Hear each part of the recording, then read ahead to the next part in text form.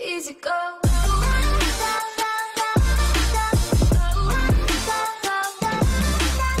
Salut, c'est Sglug, merci de suivre cette aventure, merci pour les inscriptions. N'oubliez pas d'activer les notifications pour être prévenu des prochaines vidéos. Merci aussi de commenter, poussoyer et de partager. Je pars du principe que vous avez vu les dernières vidéos. En regardant cette vidéo, vous risquez d'apprendre quelque chose et je décline toute responsabilité en cas de surchauffe neuronale. Dans la dernière vidéo, je vous ai montré comment changer la carte mère de votre imprimante. C'était une MKS Gen L en V1. Dans cette vidéo, je vais vous montrer comment ajouter des dissipateurs sur les MOSFET.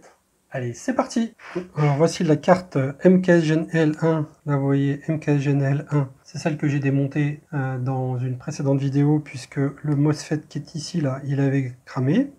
Donc ça, c'est ce qui gère le plateau chauffant. Du coup, je me suis dit qu'il valait mieux mettre des dissipateurs pour éviter que le MOSFET ne grille à nouveau. Donc j'ai acheté des petits dissipateurs comme celui-ci. En fait, moi je les ai achetés en 8 par 8, mais en réalité ils font 9 par 9. Ils sont pas très réguliers en fait. Celui-ci est celui qui chauffe le plus. L'idée c'est de le coller. Je vais le positionner un petit peu comme ça pour qu'il touche pas ici, hein, bien sûr. À ras de ce côté-là, décalé comme ça. L'idée c'est de le poser dessus. Alors au bord de ce côté-là, sans toutefois toucher ce composant qui est là. Donc il rentre plutôt pas mal. Vous voyez la taille à peu près par rapport au petit carré noir en dessous, là, ici, là. Donc voilà, je vais le mettre comme ça. Ensuite, je me suis repris les mêmes et je les ai découpés pour en poser un ici. Et puis vous auriez compris, un ici et un ici. Bon, il faut les poser correctement, hein, je les mettrai plus tard. Donc je les ai mis dans ce sens-là, comme ça, l'air va partir sur les côtés comme ça. Et voilà, je vous montre le résultat final. Je suis sûr que vous allez réussir à les aligner bien mieux que moi.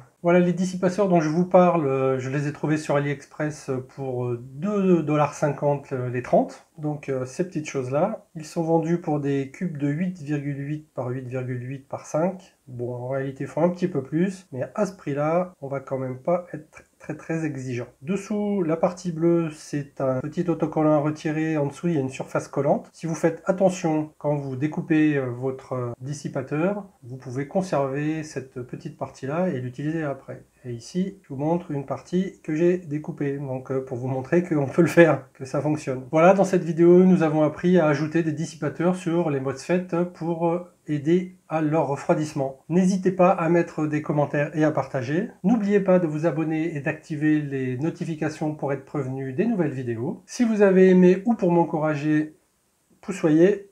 Et sinon, mettez un pouce vers le haut. À ciao, bon dimanche.